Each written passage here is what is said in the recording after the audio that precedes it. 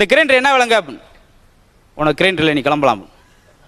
என்ன கிரைண்டர் காசு கொடுத்தானே கேட்டேன்னு மறுநாள் மீஸ் வயசுலாம் எடுத்துட்டு வல்கடின்னு வந்து, சார் இந்த கிரைண்டர் என்ன விலை, உனக்கு கிரைண்டர் இல்லை, இனி வந்து பல்ல ஊற்றி போயிரு ராஸ்கலம் போயிட்டேன்.